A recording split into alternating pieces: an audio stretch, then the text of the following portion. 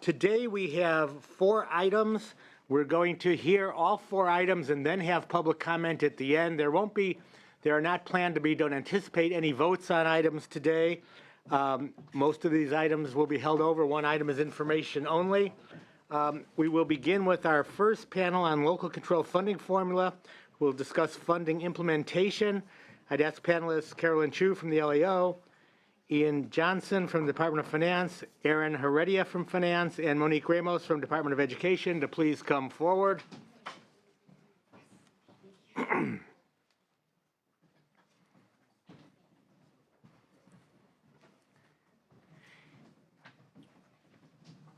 And we will begin with the LAO. Good morning, Chair. Carolyn Chu from the Legislative Analyst's Office. This Sergeant has just passed out our handout, which I'll go over this morning. So we were asked to first give a quick overview of the local control funding formula for districts and county offices of education, and then discuss the governor's proposals and our recommendations. So moving to the first page of our handout, as you know, the local control funding formula replaced a complex funding system, which was composed of revenue limits and over 40 state categorical programs. The LCFF replaced this system with a system of uniform base target rates that were applied similarly to all districts based on the grades of the students. And then it also provides a supplemental funding amount for English learner, low income, and foster youth students. Districts that have very high proportions of these students are also entitled to a concentration grant. The enrollment of English learner, foster youth, and English learner students must exceed 55%, however. So in the chart at the bottom of the page, you can see the target funding amounts for the 2014-15 year. So as a result, this system now funds districts similarly with similar student populations. So moving to the second page, as I mentioned, the LCFF established target rates. These rates were much higher than the funding amounts provided in the prior year. So as a result, full cost of LCFF implementation was about $18 billion higher than the state had been spending on K-12 education previously. So the legislature has been providing additional funding year over year. Thus far, about $6.8 billion has been provided to LCFF implementation. The governor proposes another $4 billion in his January budget, which would get us to about 85% of full implementation. The chart at the bottom of page 2 tracks the relative growth in funding year over year and the gap funding that has been provided and proposed. Moving to page 3, there's also a County Office of Education component to the local control funding formula. That formula has 2 parts. The first part is the operations component, which funds county offices for their regional services to their districts.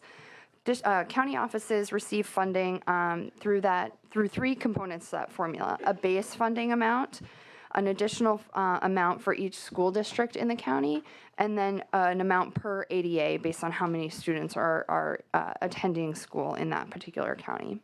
The second component of the formula, the alternative education component, funds county offices to serve certain types of students that they're required to serve.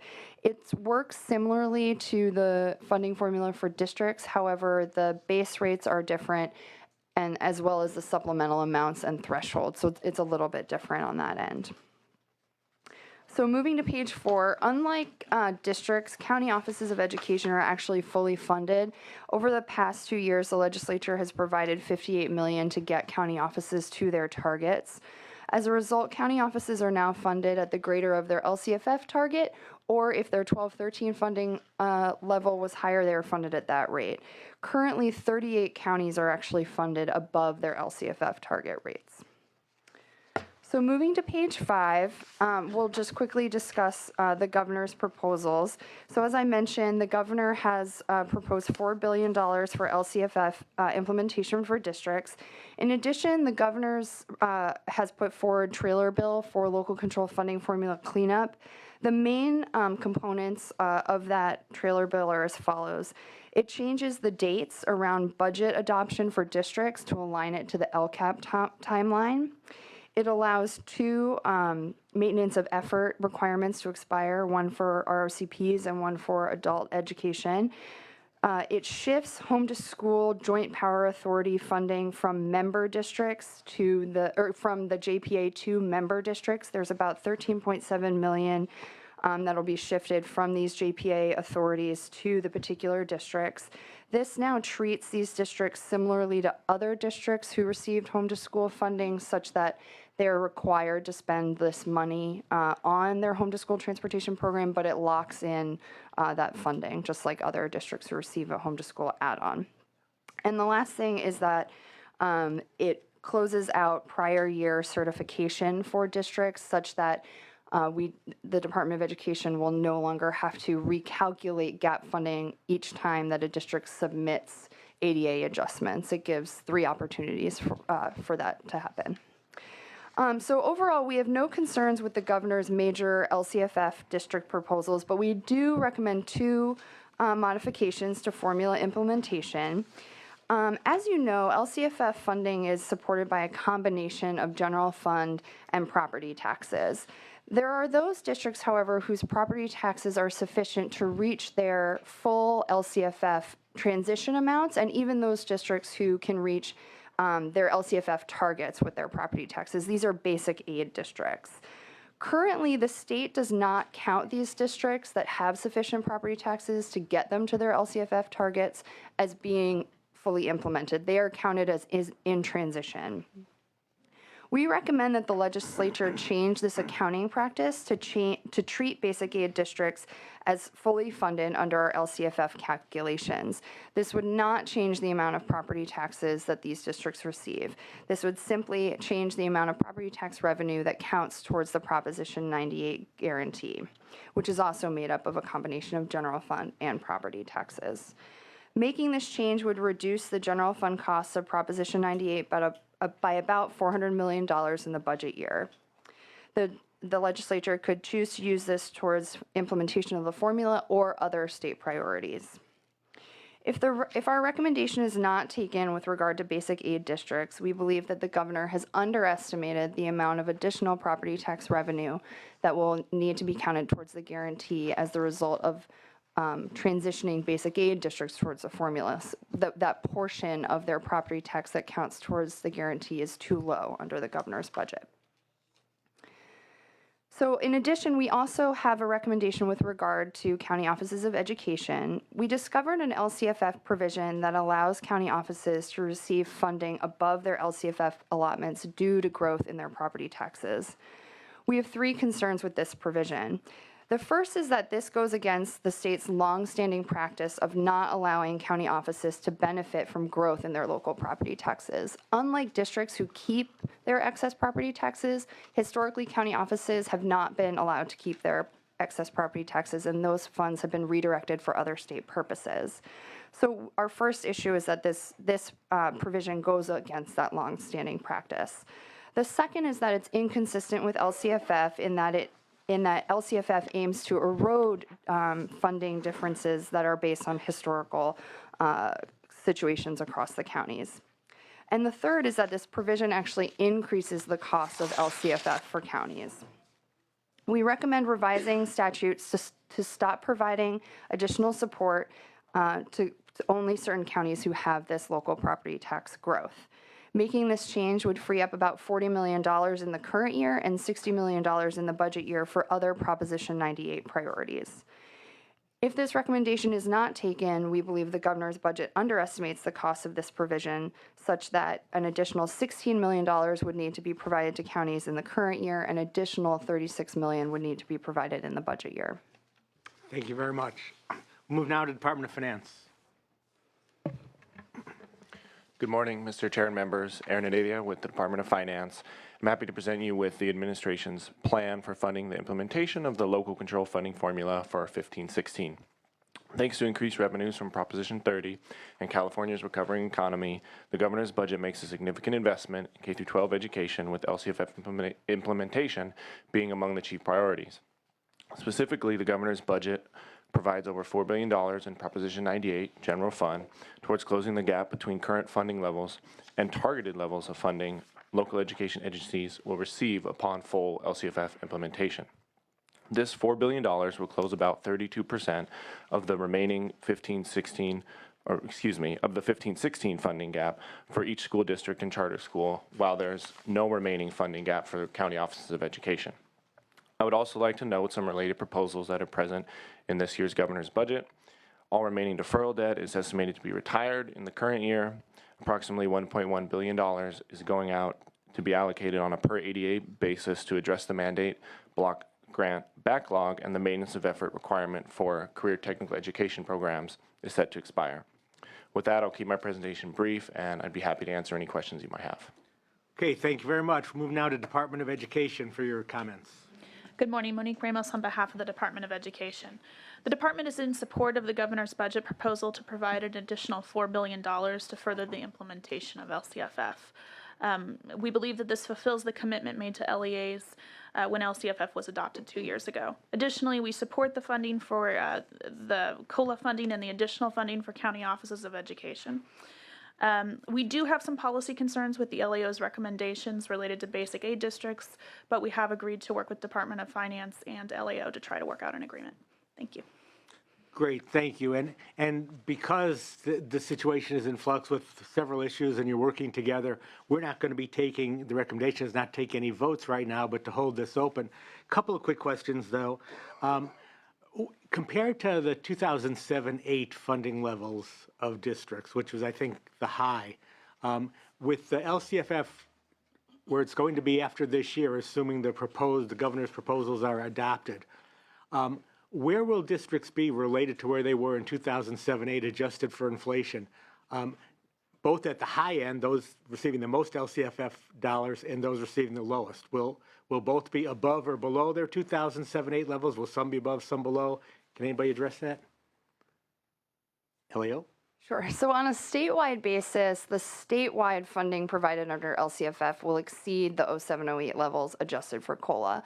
On a district-by-district basis, though, it will vary because some districts are starting much farther below their targets than others. Some are closer, and the amount that districts are getting is based on that gap. So it just depends on what their target is and where they started, whether or not they would be below or above their 07-08 level in the budget year. Okay, so it's safe to say that total state funding for K-12 education this year to districts will be above the 7-8 level, although it will vary by district. Correct. That's very helpful. Thank you. Any other questions for this panel? Yeah, Senator Allen. this is just something that came up a couple panels ago, and I was hoping maybe someone here could clarify this for me. We had someone from foster youth group that came in and talked about the issue about aligning the definition of foster youth and foster youth services with the definition of foster youth in the LCFF. And I just wanted to know if Department of Finance or LAO had any recommendation regarding this issue. And if you want to follow up with me later, that's fine too. But if anyone knows about this now, I'd love to hear about it. Sure. We don't, at this point, have a specific recommendation on where we're going on that, but it is something that obviously we've heard from the field is potentially problematic, but we're looking at this point, continuing to look at what the impacts would be of aligning those definitions. And at this point, it's not something that's seeming to be something that the administration would be considering doing given the fiscal implications on that and funding things outside of the LCFF. But it is definitely something that we're working with, I would say, stakeholders and the department and looking at what the implications would be down the road. Okay, we're very interested in where that goes, so I'd love to hear about it as it proceeds. Thank you, Senator. Well, I think, did you want to? We can follow up with your staff. Okay, all right, thank you. Thank you, Senator Allen. One more question. If there's more Prop 98 money at the May revision than had been anticipated, and it looks like there may well be, does Finance have ideas already as where the governor is going to suggest we put that? At this point, there's no specific plan for what would happen with those increased revenues, but I think given where the governor's priorities have been in recent years, paying off debt, funding education, particularly the LCFF, I think it's safe to say that if that should happen, LCFF would definitely be, so education would definitely be one of the key priorities we'd look at putting a majority of that money to. But at this point, there is no specific like I said, plan on the administration's part to do that until we see what those numbers would be. Okay, all right, thank you. One last question on this. We hear from a lot of folks that California, and this maybe no one here can answer, but just if you can.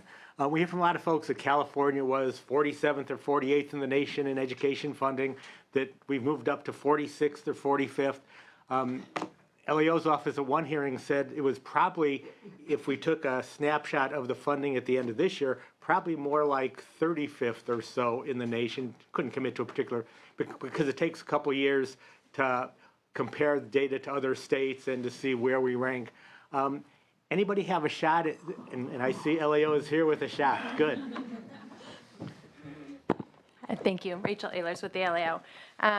We did take a recent look at this in our most recent Prop 98 report. The first section is called K-12 Education in Context, where we tried to look nationally at several different issues, including pupil funding, teacher-student ratios, those types of things.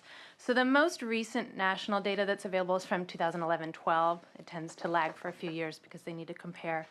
So in those comparisons, California ranked 36th among the 50 states and District of Columbia. In 2007-8, prior to the recession, in those same rankings, we were 23rd. So you can see the drop, but of course we've made several notable increases in recent years that aren't yet reflected in the data. So it'll be a few more years to see the notable increases we made in 13-14 and 14-15 show up and see how our rankings change. And without knowing precisely how the rankings have changed, just looking at what other states have done in the last 2 years compared to California, is LAO's assumption that we are doing better relative to the other states than we were based on the 2-year-old data, or about the same? You know, it's hard to know. I think we would think that we may have cut more than some other states because of the economy in California was more highly sensitive to changes in the economy and financial markets, in part because of our progressive tax structure. So if we cut more, chances are we may be increasing more, but again, I think it's probably premature. That would be our assumption, but I think it's premature to guess that. Okay. And just one note, Senator, too, these are not adjusted for cost of living. There are some organizations that do adjust the rankings based on cost of living, but these are taken from government sources, which National Commission for Education in the States, NCES, and they don't do regional cost adjustments in these rankings. Okay, thank you. That's very helpful, and clearly I think I speak for my colleagues that anything less than top 10 for California is less than we would like. And determination of what's adequate funding is something that's going to be in progress, but it's good to see we have been making progress over the last 4 or 5 years. Senator Allen, any comments? I agree with you. In that We're case- still far behind. In that case, I would like to thank and dismiss this panel and call up panel number 2, which is on the local control accountability plans, implementation, and technical assistance. So it's panel number 1, item number 2, Department of Education. Monique Ramos is here still. Peter Birdsall, Executive Director of the California County Superintendent's Education Services Association. Brooks Allen from the State Board of Education, and Carolyn Chu will stay with us from the LAO. And we'll begin with Monique Ramos from the Department of Education. Sorry. Good morning, Monique Ramos on behalf of the Department of Education. So the California Department of Education is tasked with reviewing County Office of Education LCAPs as well as single county district LCAPs, and we review 65 of those. Overall, we would say that this year's process went well. Much like districts, the department saw county office LCAPs that varied in their ability to provide information. But the primary difference between the department's kind of review of county LCAPs and county office's review of district LCAPs was that the department was unable to provide as strong of technical assistance to county offices because we were in the process of dealing with the LCFF regulations. In an attempt to provide better technical assistance this year, the department has kind of released a schedule. So in January of this year, we conducted a webinar for all county offices of education on transitioning to the permanent regulations. From January to mid-March, Department of Education staff has traveled the state and provided individual face-to-face meetings with county offices of education to talk about the specific problems or specific questions they had about their LCAPs. Finally, the department has committed to reviewing draft LCAPs between April 15th and May 15th for any county office of education that would like to receive feedback. Lastly, we would note that the new template that the board adopted surrounding the LCAP should hopefully provide better clarification for county offices and for districts as well, and we think will be better for everyone involved. Thank you. Thank you. We'll move now to Peter Birdsall, Executive Director of California County Superintendent's Educational Services Association. Mouthful. Thank you. Peter Birdsall with that group, CSESA. Appreciate the chance just to update you on our work. Last year was very fast-paced. We put together a professional development package for all the counties to work with their districts on the requirements of the LCAP, and then prepared a manual for the criteria we would use in reviewing and approving district LCAPs. We have now updated both those this year because of the revised template and the permanent regulations, and so those are out. The main difference this year is the gift of time. Last year was so compressed. Now we've had much more time to work with districts and try and learn from last year's experience, as well as build on the new regs and the template. As it happens today, great timing for my presentation this afternoon, we have representatives from counties all around the state meeting and reviewing LCAPs from various districts so that they share with each other to make sure we're reviewing them with sort of the same, or not sort, with, try and make sure the standards are consistent, the same high quality. So we are working out as best we can within the resources of CSESA. But we also are working with and I know in the agenda you talk about the Collaborative for Educational Excellence. We're working with them and the department and the state board to try and formalize that process. And we also have started working with them on identifying exemplars, which we think will be very useful to districts and to counties in terms of identifying how districts are doing an exemplary job of addressing community engagement or school climate specific issues that are addressed in the 8 priorities. So it's been really busy, but this year there's more time to work through it with everybody. And as Monique said, I think generally speaking, we feel it's gone very well for the first year. Thank you. Thank you. Move on now to State Board of Education, Brooks Allen. Yeah, good morning, Chair, Senator Allen. I love the name. I serve as the Deputy Policy Director and Assistant Legal Counsel for the State Board of Education, and I'm excited to be here today and have the opportunity to share the considerable progress that the State Board of Education, in collaboration with our colleagues at the Department of Education, have made in implementing the local control funding formula legislation to date, and some of what lies ahead. I greatly appreciate the general context coming into this, because it gives us a good foundation for this discussion. And of course, as we all work on the necessary details of implementation every day, we remain ever conscious of the historic nature and purpose of the LCFF and how it empowers local educators and directs increased resources to the districts serving the students with the greatest needs. To ensure the promise of the LCFF is realized, the State Board of Education was entrusted by the legislature and Governor Brown with 3 critical duties during these early stages of LCFF implementation. One was developing and adopting regulations to govern the expenditure of supplemental and concentration funds. 2 was developing and adopting the local control and accountability plan template. And 3 was developing and adopting the LCFF evaluation rubrics. When the 2013-14 school year was already underway, when the LCFF trailer bills were still being passed, the board responded to widespread stakeholder requests by adopting the emergency spending regulations and the LCAP template as swiftly as possible in January of 2014, which was actually 2 months in advance of the statutory requirement for the LCAP template. Among other things, the expenditure regulations established the 7-step formula that determines the annual percentage by which every LEA must increase or improve services for low-income students, English learners, and foster youth above and beyond what is provided to all students. The goal of this early adoption was to maximize the amount of time provided for local community engagement and development of the LCAPs in that initial year of implementation. The board initiated the permanent rulemaking process at the same time and highlighted the ongoing stakeholder outreach and submission of written comments would be critical for the development and successful implementation of the regulations and the template. And then the board, the department, with assistance from WestEd, sought to model extensive public and stakeholder engagement over that year and transparency through the LCFF implementation and regulation adoption process. Stakeholder input was gathered at regional sessions, regularly scheduled meetings with representatives of statewide organizations, and through public comments at state board meetings, which helped inform the development of the LCFF regulations, the template, and other resources. Groups such as the California State PTA, Families in Schools, who you'll hear from a little bit later today, The Association for California School Administrators, the California School Boards Association, PICO California, CCESA, helped to bolster the stakeholder engagement around the LCFF and communicate the board's progress in approving the regulations. Over the course of the board's meetings last year, hundreds of education stakeholders, sometimes at individual meetings, hundreds of stakeholders, including some members of the legislature, attended to share their experiences with the LCAP process in local districts, and the board received thousands of written comments for its consideration. This process was praised as a model for local stakeholder engagement by groups and organizations actively involved in the development of the regulations and template, as described in the report that we submitted to the legislature in January.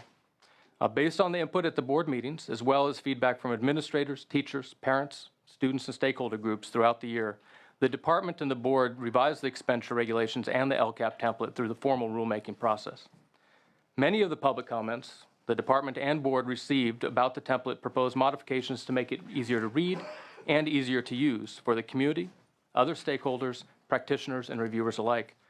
As a result, the board adopted changes to the template and regulations, including, notably, changes proposed by members of the legislature, and approved the permanent LCFF expenditure regulations and LCAP template at its November 2014 meeting.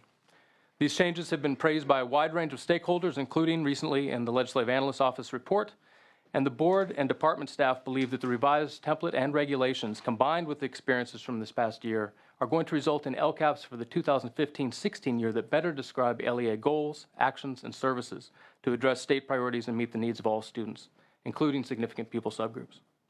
One addition in particular is really worth highlighting, and that is that this is going to be the first year in which districts will adopt an annual update in conjunction with their new LCAP, and the new template includes a separate table for these updates. Each year, the annual update will communicate to local stakeholders progress towards implementation of goals and how implementation compares to the adopted LCAP, including a comparison of planned and implemented actions, services, and expenditures. The annual update will also provide evidence of progress towards expected outcomes and adjustments based on reflection of state and local priorities. The board is very interested to learn how the new template and regulations are implemented this year and will continue to review and make any necessary revisions. The evaluation rubrics are on our immediate horizon at the State Board and are envisioned as part of a larger accountability system that supports the overall objectives of the LCFF to improve student outcomes, support transparency, and increase equity. The State Board must adopt the evaluation rubrics by October 1st of 2015, and these are, the premise under statute is that they are designed to allow school districts, county offices of education, and charter schools to evaluate their strengths, weaknesses, and areas that require improvement. They are also supposed to assist county superintendents to identify districts and charter schools in need of technical assistance and be able to specify under which priorities that assistance should be focused, as well as to assist the state superintendent to direct interventions when warranted. Furthermore, the rubrics must provide standards for school district and individual school site performance. They also must be holistic and multidimensional under the statute, and provide performance and expectations for improvement related to the LCFF priorities as set forth in the Education Code. The board has contracted with WestEd to lead an inclusive public rubrics development process, modeled on the successful engagement process we use for the development of the regulations and the template.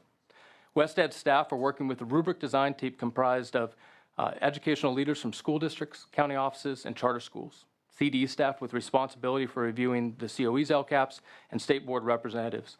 And currently, that group is in the process of convening another round of regional input sessions to gather ideas and feedback from parents, teachers, students, practitioners, community leaders, and others. Information about the rubrics development process is posted and will be regularly updated at the lcff.wested.org site. This includes notifications regarding input opportunities, a forum for online feedback, and summaries and updates about the proceedings and progress. Draft rubrics based on stakeholder feedback were presented to the board just last Wednesday and are comprised of a three-part analysis with complementary tools and resources. The rubrics include metrics specified under the state priorities, plus locally selected metrics organized by LEA, student subgroup, and school-level data, with a focus on proved outcomes over time and an emphasis on analyzing practices based on the outcomes revealed in that data. Board members last Wednesday expressed support for the general direction of the draft, and the next round of input sessions actually begins next Thursday and carries out through the first week of April. The final draft of the rubrics will come to the board for adoption in September. In closing, I wish to emphasize that we are in the earliest stages of LCFF implementation and considerable work remains ahead. Schools, of course, are in the midst of exciting and significant changes with higher standards in core subjects, increased funding, as we just heard, a greater ability to determine how resources are invested to improve student outcomes. And yet this current year is the first year in which students, parents, teachers, and administrators started with an opportunity to plan a full year of engagement activities and planning around the LCAP and a focus on the newly defined state priorities, as well as any local priorities and their local goals and actions. The state is working our way towards the LCFF funding targets, and key pieces of the LCFF puzzle are still being constructed, such as the key support systems involving the rubrics, as well as the California Collaborative for Educational Excellence. And yet, as I emphasize every time I get the chance to talk about this topic, our children are attending school every day and need all of us to continue to do everything we can, as quickly as we can, to ensure that the LCFF and other changes underway in our schools provide them with the educational opportunities they need and deserve.